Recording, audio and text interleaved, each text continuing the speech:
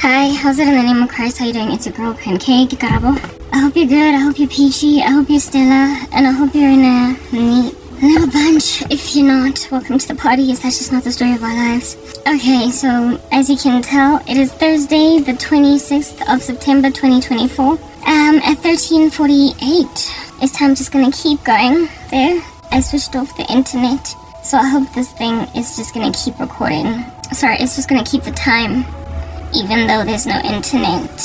I don't know, we'll see. It's presently 13:50, so thing is, when the internet is on, there's just too much distraction. Anyway, look, I like this timestamp. As you can see, my face is a little bit flat. Okay, so I hope you're good, I hope you're peachy, I hope you're Stella, and I hope you're in a neat little bunch. Have I said that? Or it's animated for Jesus, depending really on what you're looking at. At this particular juncture, it all depends. Ooh, yeah, alrighty. Please, that is so windy. Anyway, I'm gonna blow my nose. As you can see there in my timestamp, I've written, this is not gonna end well for dark folk. It's not gonna end well for dark folk. It's just not gonna end well. Yeah, I'm sorry, did I gross you out? I apologize, or not. It's just that my life is hard, so I don't have decorum, and that's okay. Or maybe not, I don't know. Okay, where shall we commence? I'm flat. I'm under a severity of spiritual attack, and we're gonna discuss that. I just need to gauge from what angle to tackle this particular issue. After all, it is quite vehement, but we are tackling. Okay, look, this is, I'm tired. I am really very exhausted. We're not sure how long this is gonna continue for, but, you know, whatever. Anyway, the time is adjusted, but that's only because I made it adjust. Whatever, it's not gonna adjust, but this is the actual day. If the time does not adjust, it's fine. I apologize for my white cast sunscreen. That's just gonna be a thing. My whole body is flat. I'm under a severity of spiritual war, and we're gonna talk about that. We are gonna talk about that. I don't even know from what angle to tackle this, but tackle it I must, okay? Tackle it I absolutely must. This thing does not adjust the time, for crying out loud. I don't know, I wanted it to just keep changing the time as I keep talking, but it's not quite giving, but it's okay. Oh, look at that. The date stamp is what's important. Why? Because by the time this content goes up, I will have spoken, and stuff very potentially may have come to pass, etc. Whatever. Yeah, stuff may have come to pass. And it'll be evidenced that God had mercy and stuff. Okay, listen. Alright. Okay, where do I commence? Like, I really do apologize. This is not gonna end well. I'm so spiritually attacked, it's not even funny. Okay, I don't even know where to tackle this from. Where shall we start? Pity, yes. Let us talk about pity. God, please give me strength. I need strength. Okay? I need strength. People with a messianic complex, we need to talk. We understand that I have nobody watching my content. As a result, people presently pity me. The few that do watch my content. I only have like 2 or 3 across all of my channels. Horrendous surveillance of my content. How can I describe? Thank God for coffee. So, a tea. Because there's no more coffee left until further notice. Anyway. Alright. Okay, so my audience, right? Let's discuss my audience. Let's have a conversation with my audience. So you can understand who's watching me. I keep saying this, but I will highlight it time and time again. I am not doing this work for filthy occult practitioners that will never repent. However, it is going to function as a gavel on the head of a judgment, a finality, an exquisite and a robust one at that for them who do this, right? I told you guys that this here is not a growing concern. People are aware of it, but they're just kind of in denial. So my audience is made up of psychopaths and every so often one or two random people. Okay, let me explain the psychology of the people that watch me.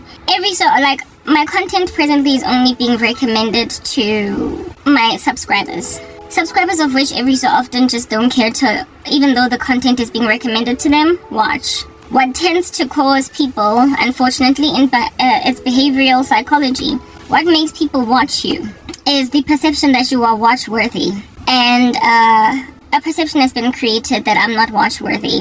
What makes people believe that you are watch-worthy is how many people watch you. So when a person keeps uploading content and they've got like 0 views, 0 views, 0 views, 0 views, 1, 2, 5 views, and then 0, 0, 0, 0, eventually some of your initial supporters will just walk away from you because apparently there's nothing worth writing home about. It's an unfortunate way of thinking that because for Christians in particular, because we know that the world hates disciples, we keep getting persecuted, we keep getting silenced, like it's just what happens with us. So Christians should be more drawn to my content precisely because I'm so badly shadow banned, and precisely because I am so strangely unwatched, but it's not gonna happen. They are drawn, everybody, including me, sometimes I have to exercise self-control over it, to people who are being viewed already, meaning that the persecuted church don't stand a chance in the climate of all this crazy. And if at all the Lord does not rescue us from this crazy, then I guess there's something else that he's doing. Yeah. So even though I may get 1 or 2 sober minds listening to me every 2 weeks, largely, I am being watched by demonic miscreants, psychopaths of a prolific proportion, Satanists from the abyss, devil-worshipping, diapered babies. Diapered babies that belong to the devil, that are in dire need of being coddled and cajoled and comforted by evil, are individuals that are watching me largely for the better majority. If at all a person is clicking on my content and watching all the way to the end, chances are it's some nefarious beast. It is some evil man or some evil woman. It's members of my family, it's former friends, it's complete strangers online that have decided that they're going to cast spells on a completely innocent woman. That's my audience prior to the rapture, okay? And the intention is to cause me to walk away from God, commit suicide. It's just a plethora of stuff that they hope to achieve. And I am out here.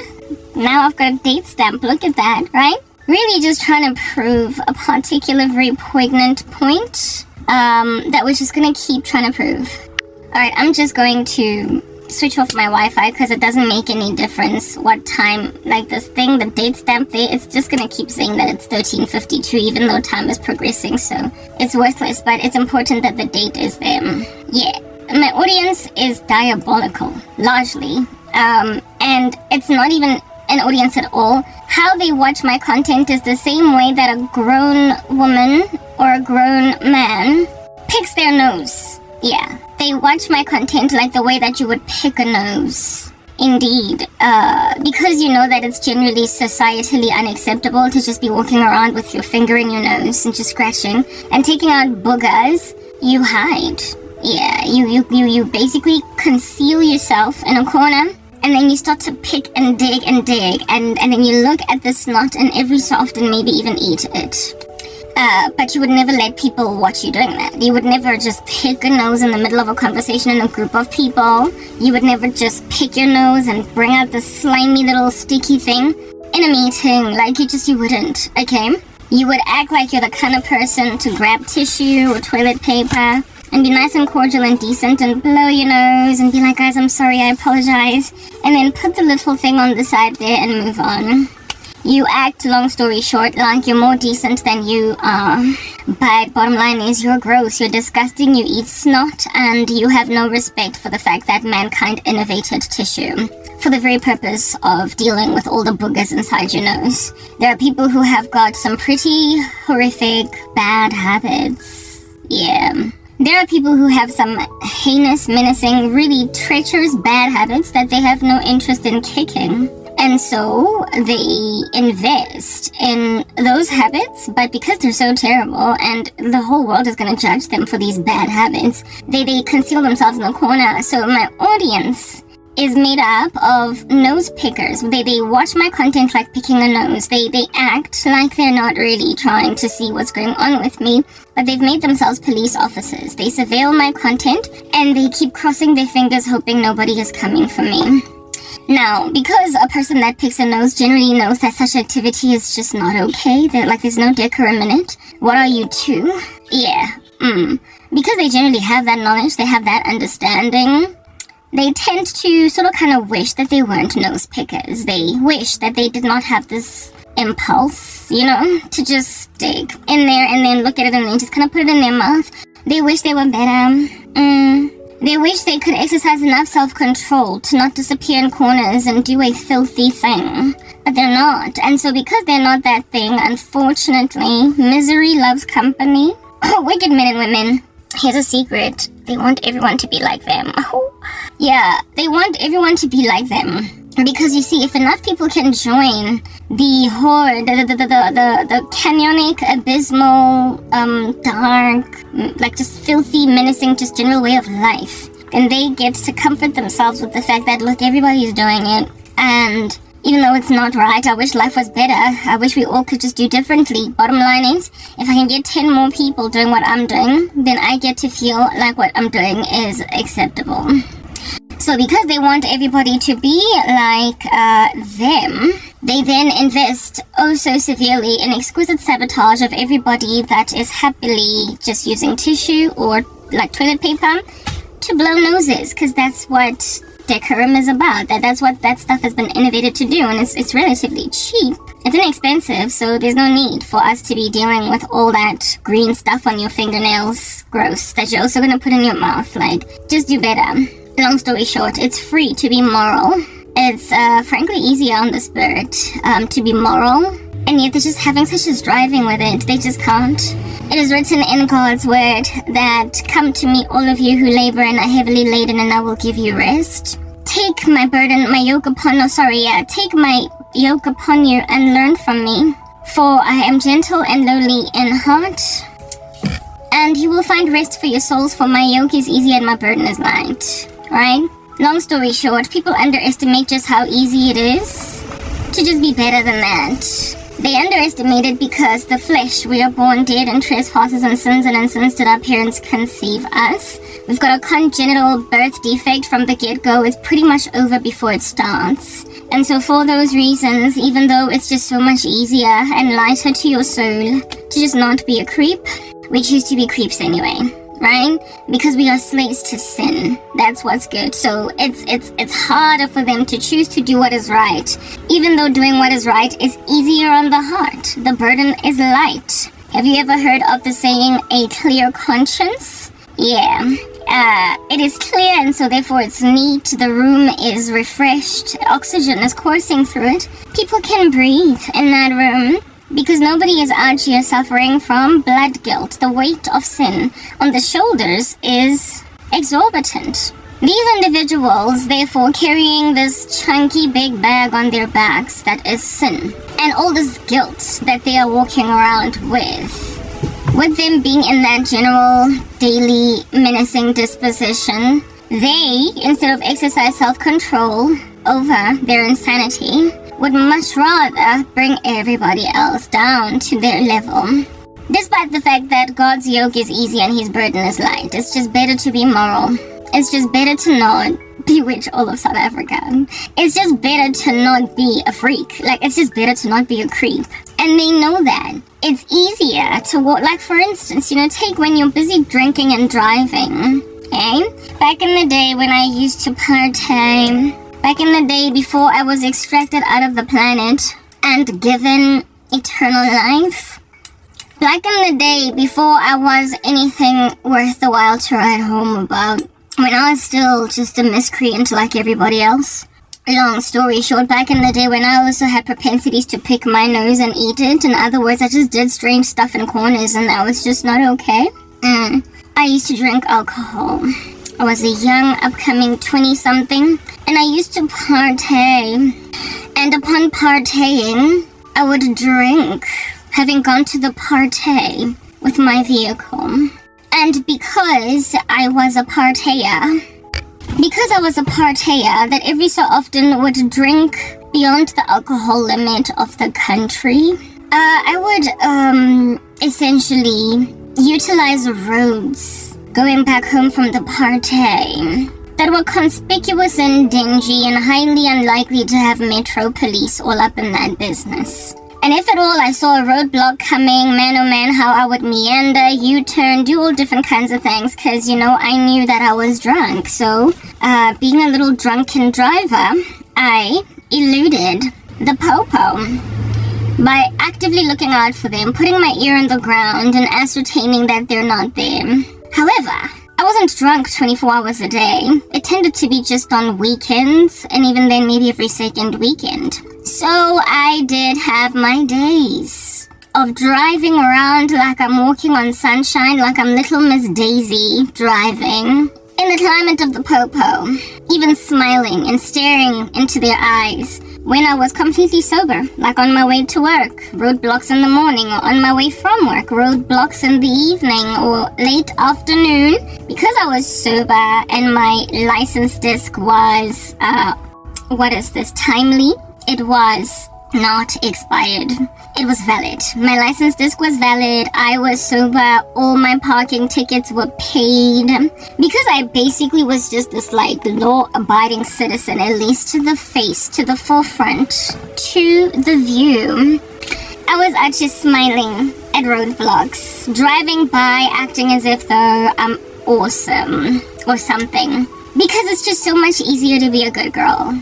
It's just so much easier to be a good guy. It's just so much easier to not have to run away from the police, to be scared from them, to drive into a garage, and if there's a cop car right there, go in, buy a donut, and get out, and get in your car and go home without shuffling around in your body. Yeah, there's just so much ease when you are law-abiding. Because then you get to be in the climate or the presence of authority figures and smile at them. And even wave or stare at them, hoping that they stop you so you can prove that your driver's license is valid, that your license disc is valid, that you are sober, and that you have no parking tickets. You have no tickets at all for speeding, nothing. You're just this stellar chick. It's so much easier to not be scared of authority. Another example, like back in the crazy day when I out here would allow parking tickets to just pile on my body, Not parking, like speed tickets, because before I came to Christ, I was low-key mentally ill. I used to drive like a mad woman. God saved me, hallelujah. He really rescued me, because I probably would have died from a car accident. I was always so late, and so therefore impatient, that I could never drive at normal speeds. I don't know how many robots I just flew right past. Even though the robot had just turned red, I would drive as soon as I would see it go yellow or amber. Because I'm not trying to wait for no robot. I was so impatient driving that my foot would be tapping on my accelerator when I was at the robot. Because it's why am I even waiting? I gotta go. And the reason why that was the case is because, like I said, I was always late. I was always late for work. I've never been a morning person. Did I make mention of that? I struggle with the day. So this here season of suffering is actually quite ideal because I can work and be bright-eyed and bushy-tailed and, sparkly later on in the day without anybody telling me that you are supposed to be here by 8 a.m. Whoa, what is that time? Why does nobody realize that people are supposed to still be sleeping at 8 a.m.? I have a problem with mornings. I have an issue. My life starts at 2 p.m. I'm just saying. At what time I started to record this video. My heart starts beating at 2 p.m. I'm officially awake at 2 p.m. I'm just okay at 2 p.m. Going forward. And that becomes a thing until 7:30 the next morning. That's just the way I am. I've been wired that way. I is what they call nocturnal. It's never been different. I tried. So, it's ideal that God ripped me out of corporate South Africa, isn't it? Because I was just never going to be okay. Anyway, whatever. So, this woman whose life only starts at 2 p.m. every single day, only gets juiced from that time, therefore struggled to make, 8 a.m. in the morning. Who does that? Ugh. I struggled to do the whole 8 a.m. thing, even 9 a.m. MTN was ideal because it enabled us to have flexi hours. So sometimes I'd traipse into the office, trudging in, waltzing in, dragging my inebriated body with all the sorrow of sleep that is still in me at like 10 a.m. in the morning, and be like morning colleagues, the colleagues of which have been there since, I don't know, 6:30. Like, we had this ridiculous colleague that would be in the office at 6:30. You need a cat, you need a dog, and you need a husband. That's what's good. Anyway, whatever. So these people that had been in the office pretty much all night long, because that's what 8 a.m. is for me. It's night time. So these people that had been in the office all night long, when I woke up in my tantamount of morning, they'd be looking at me like, whoa, Karabo's here at like 10 o'clock in the morning. That was the best I could do. And because MTN allowed for those kind of flexible hours, it was okay, because I would leave anyway at around 7 p.m. in the evening to go home. So nobody really gave me too much grief for coming in at 9:30, 10. But me trudging in at that time is precisely because, like I said, I'm only fully alive from like about 1:30, 2 p.m. in the afternoon. And the reason why, therefore, I amassed for myself quite the plethora of speeding tickets was for this purpose. I could never be on time for anything, so I was always just kind of rushing through traffic. And there are these cameras that all over Hendrik Potgieter, all over some strange street, and you don't even know why that's a thing. They be out here taking photos of you, 60 kilometers per hour zone. Who does that, right? That's what I thought back before I got born again. Who comes up with a 60 kilometer zone? I mean, that is so slow. Anyway, whatever. So I'd be out driving at 80 kilometers, 100 kilometers in the zone, and smile, you're on candid camera, and I amassed for myself these tickets pretty much from the time that I had a vehicle up until I got born again. And because I was not the most honest of citizens, and because I also had bills to pay, I got a life, please, like, relax. I know when I would get a ticket, I'd be like, ticket schmicket, ticket schmicket, like, ticket schmicket, don't nobody care, ticket schmicket. Yeah, but there comes a time when your ticket schmickets, as you are piling them up, when they amass to some heavy amounts, you know what I mean? And there also comes a time when some JMPD individuals be out here roadblocking with some truck van that has got a speed point and a cashier and a point of sales, and basically like a place where you can pay now or get inside some prison robes. Pay now or be in a holding cell for the day. Pay now or forget about going to work today because you're coming with us. Yeah, that became a thing. Wow. So I remember times and seasons when I would see these JMPD guys in the morning with me having these like tickets that I knew I had. If you don't pay a ticket within a certain amount of time, you're frankly arrestable. Until such time that you can pay these tickets, you will be held in a jail cell of sorts. And I was like, I can't be affording no mugshot, no fingerprints, and no system, and especially no criminal record. So this is what happened with the Cran K. I would dodge the circumstance. I would dilly-dally around all different kinds of inroads to run away from the Metro Popo.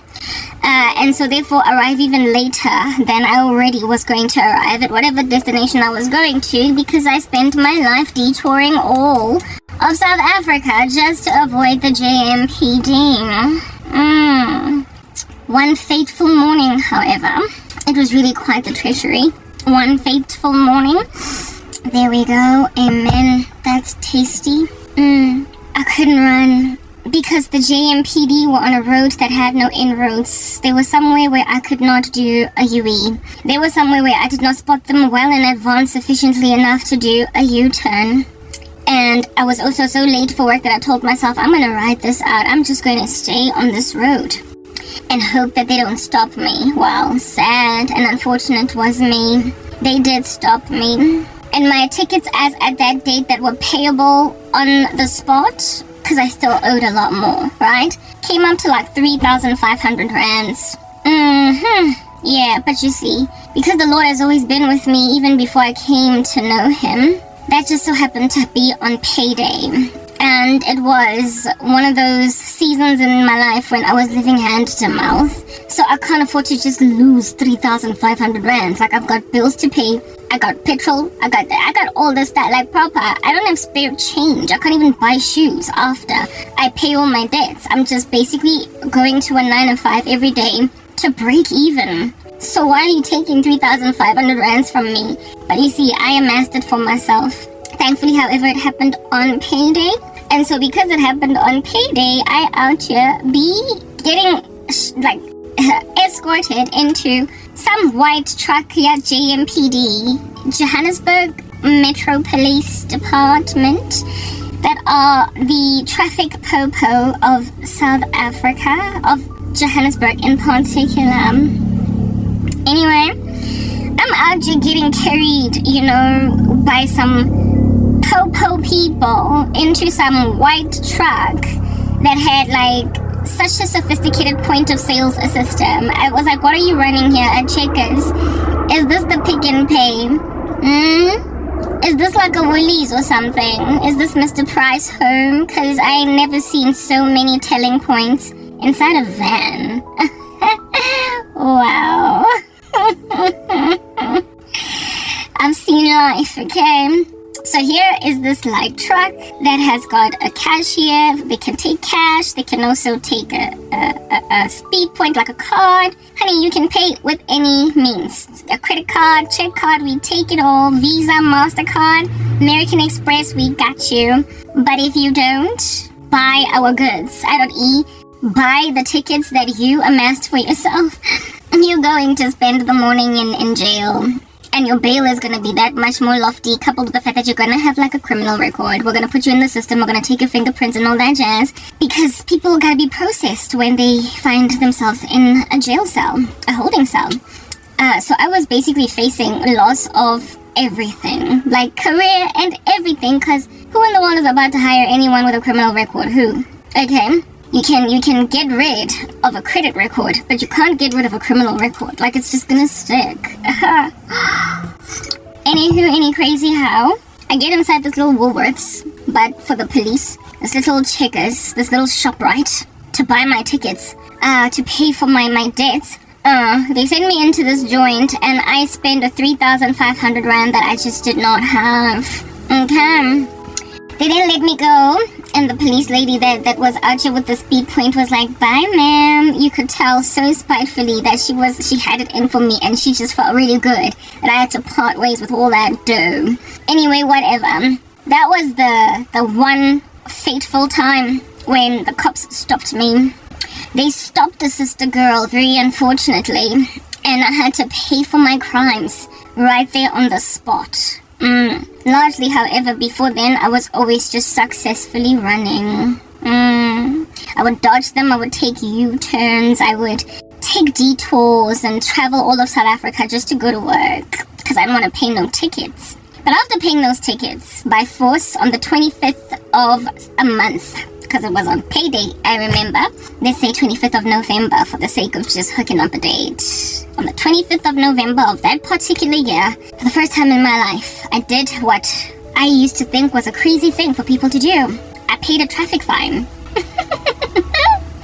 I couldn't understand people who were responsible upon being khatla, who actually went out of their way to go to the licensing department and pay. I was like, who does that? Well, no, you're not going to take my money. Yeah, but Karabo, you just took the law for granted. What's wrong?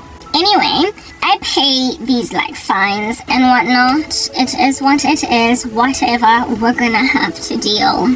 I pay these crazy fines, and then for the first time in my life, I had the luxury of driving through the popo and checkpoints and all that jazz. Comfortable that, last week they caught me and I had to pay 3,500, so I'm clear at least for now. And it just felt so good.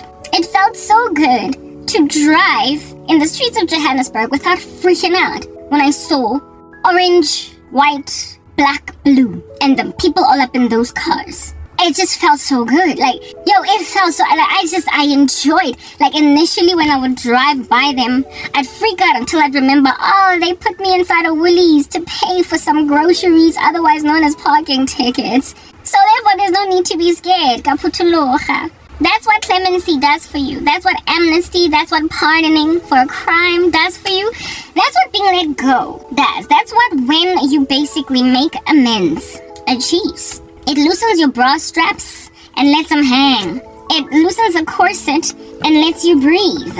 It gives you leg room. It makes you happy to walk in the climate of authority. It makes you a happy chappy, you guys. That even though initially you were always just kind of scared, you know, in the climate of them authority figures, bottom line is there's no need to be scared anymore because literally paid in full. I'm pressed to pee. I can't be sitting here just wiggling around like a little snake in the grass, much like some of you guys, indefinitely without bursting a bladder or two, so we're gonna have to see you in a minute. Anywho, I'm back. And yes, I am relieved. Not that that's information or details that you need to know. Wonderful. Anyway, once I paid for the first time ever in my life, kankani, parking tickets, not parking man, speeding tickets, basically fines. Once I paid my fines for the first time ever, being forced and everything to pay them on payday, I think maybe that's the reason why they actually did a roadblock on payday, because they knew that we'd be able to pay, so as to not populate their little prisons. But anyway, whatever, so here it is, that I've paid my fines, and yeah, for the first time in my life, I got to enjoy the glories of being a law-abiding citizen, a fine-paying citizen, a person that is in the clear, a person that is no longer in the red, but it's all green now. I was tapering close to amber though, because some other ones of the fines that I owed were starting to beep amber, because of the fact that I did not pay all of them, just those that were outside of the due date by which you must pay for traffic fines, because I just kept amassing them for myself. If at all I was petitioned to pay for all of my fines, I would have paid like maybe 10,000 rands or something. But I paid only 3,500 as at that date, and y'all, if I tell you the loosening of the corset around my waist, it was wonderful. Now I was out here driving around, and whenever I would see the JMPD, I'd be like, hey, what's up? How you doing, guys? I'm good. Stop me and check. You're not gonna find anything. Because the other day, y'all stopped me and made me enter your little mobile Woolies to buy your groceries. And I'm so glad that I'm in the clear now, so we can even talk about the sun that's shining and the weather that is sweet. Basically just making small talk with the popo now because you can. When you're not scared, you know. You be out here having small talk with the popo instead of shuffling around in your brain trying to figure out what excuse you're gonna give them. For why under heaven you've got these heavy fines all up in your grill. Thankfully, I've never been stopped. That's not quite the glory of most. Drinking and driving. That never happened, and for that I attribute to God because He had grace. At some point, if I had continued drinking and driving, the grace was going to pass away. The grace was going to get extincted, and with no more grace all up in my grill, I then would have had a criminal record that would have ruined my life forever. So thank God I stopped drinking, right? Even before I came to Christ. So now, the only time that I got stopped for in the night, coming back from like the club or whatever, was when I was not drinking. I got stopped a few times by the JMPD, and again, I was proud of myself. Like, after stopping drinking alcohol, I became like a designated driver for everybody, right? I was the one that was always driving if at all we were going somewhere, because I was always the sober person. And so whenever I would get stopped by the JMPD in a roadblock at like 2 a.m. in the morning coming back from the club, I was so happy to park. I was so glad to park. They'd be like, whoa, whoa, whoa, whoa. And I'd be out here. I didn't dodge them. I would see them down on Friedman Drive with their little hazarding vehicles. That ugly orange, because it looks ugly when you are in the wrong. Orange, white, blue, black car. Yeah, I think it's ugly. It starts to become like a regular car. That's not so ugly. When you're cool, yeah, there was a time when I would be doing U-turns and detours and whatnot because I saw them in the distance. This time around, I'd be like, this is the route home. This is the direction home. This is the closest route home. This is the shortest distance. I'm not about to spend an extra $20 on petrol just because I detoured, okay? We're not doing it. Yeah. But guess what? I don't have to. So I'm just gonna drive. And then they'd be like, whoa, whoa, whoa. They'd be out just stopping me. And I'd be like, hello, ninjani ni grand, shampulai mukatweni gum nanderi kotwa. Yeah. And sometimes, just by opening my window, it'd be like, it's fine, go. Because, the whiff of a person that's been drinking alcohol, mavuli window, you can smell it. Sometimes just by me virtue of like, shh, down. Be like, okay, hump. I enjoyed that so much. There was so much freedom in law-abidingness. There was so much freedom in being on the right side of life. There was so much freedom in being in right standing with the government. There was just so much freedom in being a law-abiding citizen. When I stopped drinking alcohol, the JMPD could stop me at 3, 4, 1 a.m., 12 in the morning, 11. When other people my age be out here ducking them like some bullets. Yeah, I'm out here driving right through them. Because when you are doing things right, you ain't scared of no God.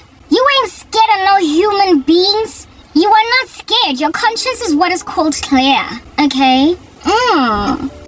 Anyway, so the freedom that I got after paying my tickets made me realize that Karabo, this little fugitive personality you got going down, where you always be out here running away from some stuff, it's not worth it. I made this discovery even before I got born again concerning traffic fines. The day when they forced me to pay them, the following weeks thereafter and months, there was just so much freedom around the police, around the JMPD in particular. There was so much freedom around the popo, and it felt so good.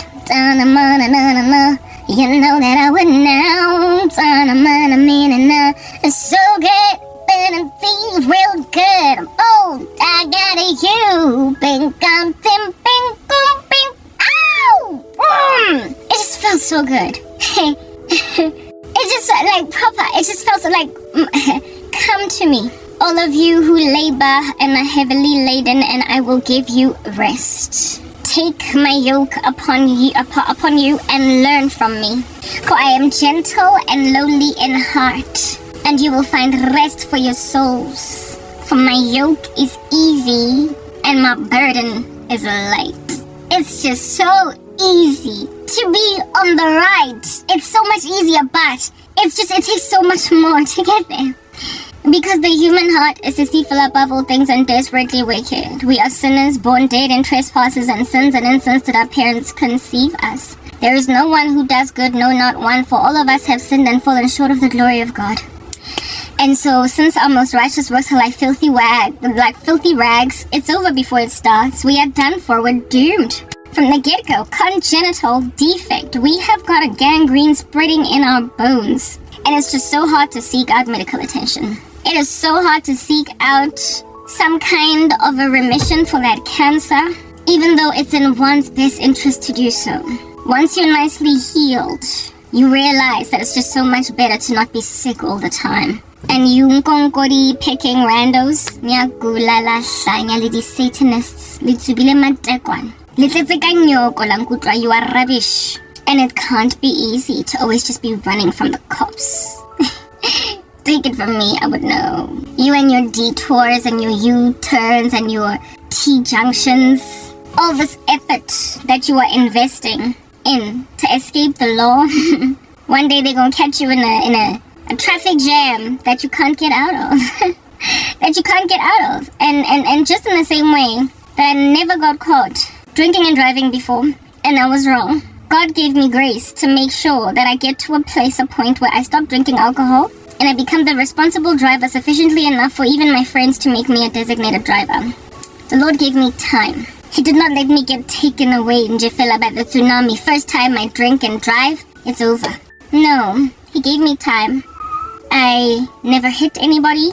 I never got into an accident. And the last time, how it is that I even stopped drinking was because I nearly killed someone. I nearly killed myself, and I also nearly killed my, at the time, boyfriend.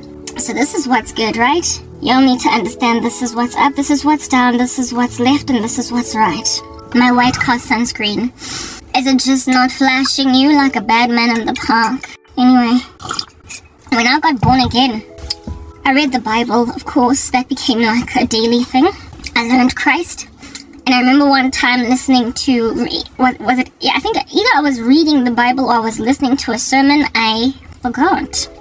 And I heard the scripture that says, "Owe no man nothing except love." The Bible said, "Owe no man nothing except love." Don't owe a person anything except love.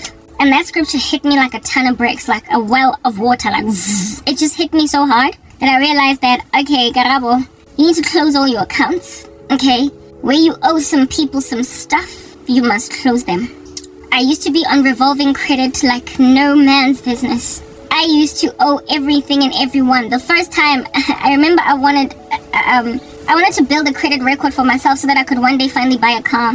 And the first account that I took out was at Queen's Park, the clothing store, because I wanted to buy clothes for work, because I now had a job, a 9 to 5. And my mom recommended that I open a Queen's Park account because that's where they have clothes. That's where they have clothes. That's where they have clothes for work. I don't know why she chose Queen's Park versus any other store, but anyway, Queen's Park, like, right? Y'all would be thinking that probably like Queen's Park for a 20-year-old is just kind of like oldie, you know? For a 20-year-old, Queen's Park is like a little mature. It's a bit of an older woman shop. But my mom was like, open an account at Queen's Park. And I opened an account at Queen's Park to buy clothes from there for work. And it was only with 3,000 rands credit on it. But it took me like 4 years to finally close that account. It took me 4 years. Because I would pay it every month. And then I would go and buy from it again. Basically like eating into an overdraft. You know what that's like, right? Where your whole salary is just dumped into an overdraft, and then you pay your rent in an overdraft. You pay your fees in an overdraft. You buy groceries in an overdraft. You ought to be paying for petrol in an overdraft. I was always in some kind of debt. Not only was that Queen's Park account was the basically beginning of the end for me, right? When it comes to credit, I opened a Queen's Park account to create credit for myself. Paid it well every month, but I still used it every month. I never ever finished paying it off, right? So in total, I don't know how much I ended up paying Queen's Park, right? And then the next little credit that I would get for myself would be an overdraft on my Standard Bank account, and that overdraft lasted until I think I got a job at MTN. So it was like a good couple of years into my career. That was when I finally, once and for all, got rid of the overdraft from Standard Bank. The overdraft from Standard Bank, of which was, how much overdraft did they give me?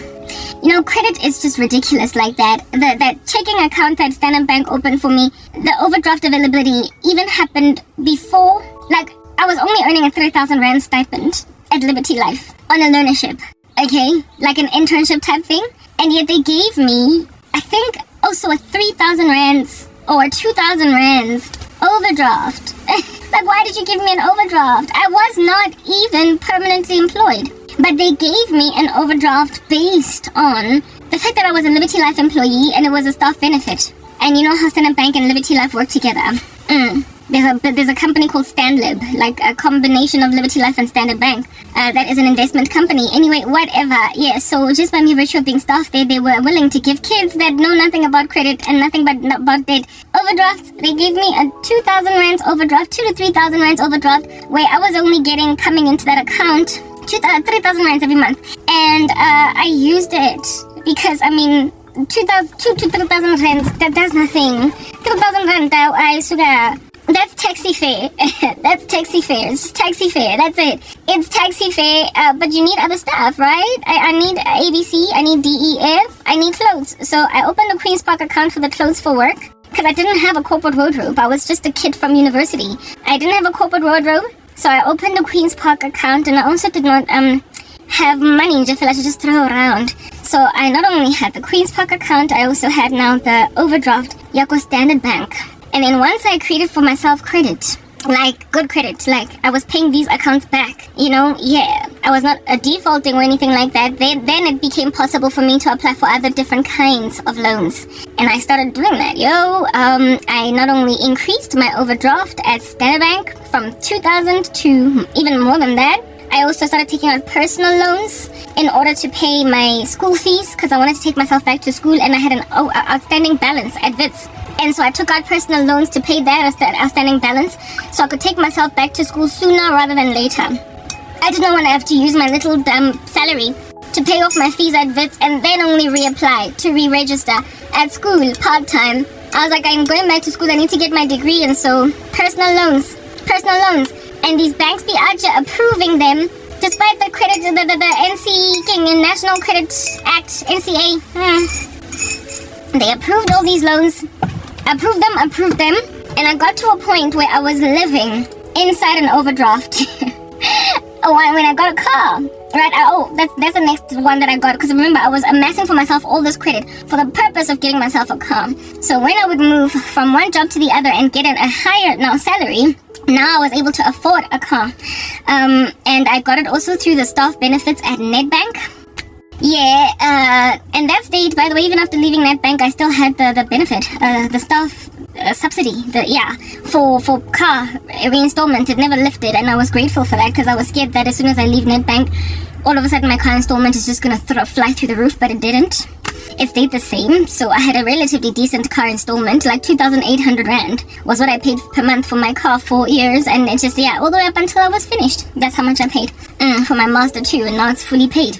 Okay, anyway, whatever, so, 1 second. Anyway, had an interruption, let's move on. So here it is that I've got all these debts, right, from everywhere, all over the show, amassing. I then got my car installment too. So I was paying for my car, I was still paying for Queen's Park, I was still paying for my overdraft. And then once I got my vehicle, like, Karabo, you've got enough debt, right?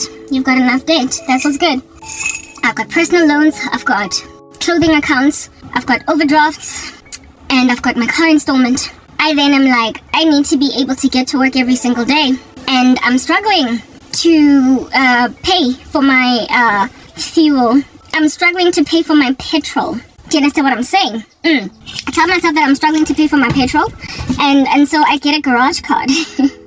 I get a petrol card, which is another credit card. It was not a garage or a petrol card, debit, where it is that you put money in there and then you consume out of it. It was a credit petrol card. So it was not my money, and I got it for, it was the 3,000 Rands garage card.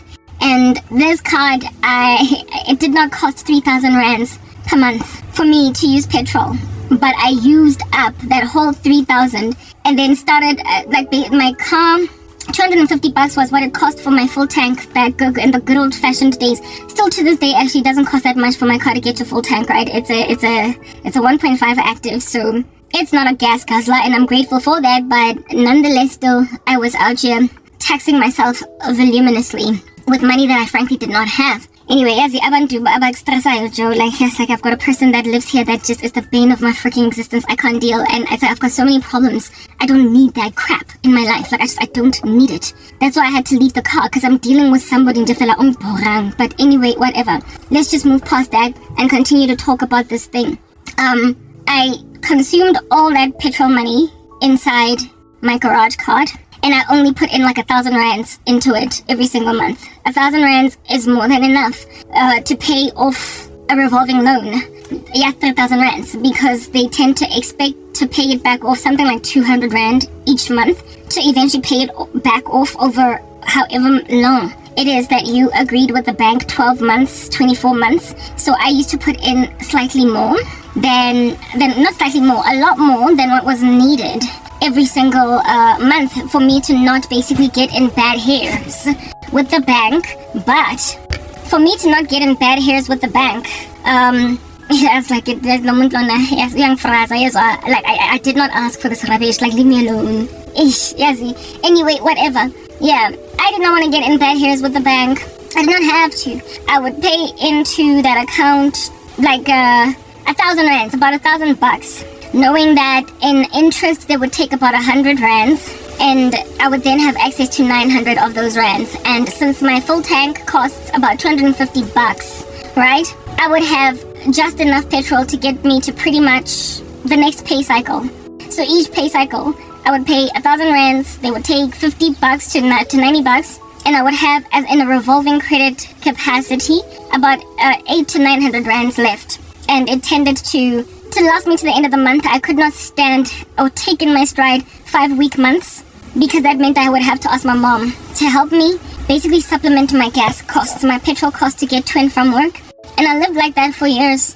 I never was ever out of the red in my petrol card. I was never out of the red in my overdraft. I was never out of the red and then I had personal loans that I was paying like small little crazy ridiculous amounts, and it was going to take me 10,000 years to finish paying off these personal loans. Do you understand what I'm saying? I had these personal loans that I kept on taking out almost every year, each time to re-register at VITS, because I never had enough of a salary to pay anything cash. And then I had, I mentioned my car installment, blah, blah. Basically, I was always in debt. And when I got saved, when I came to the Lord Jesus Christ, that all changed. It changed. I read in the scriptures that owe no man nothing except love. Oh, no man nothing except love. Like, she keeps doing strange stuff, and I'm like, Anandaba, you've got your own crappy life, I've got my own crappy life. Let's all just focus on oneself's own crappy lives. It's the thing that I'm talking about right now. Misery loves company, and you miserable miscreants are sitting on my chest because it comforts you that I'm freaking sorrowful. It comforts you that I've got a bad life, and you think that you can just keep on juicing me like some kind of a parasite indefinitely. But this message of mine, today, is to help you understand Uguti. This year eventually comes to a blistering end. Lankudra. This situation is eventually going to stop. My phone is overheating.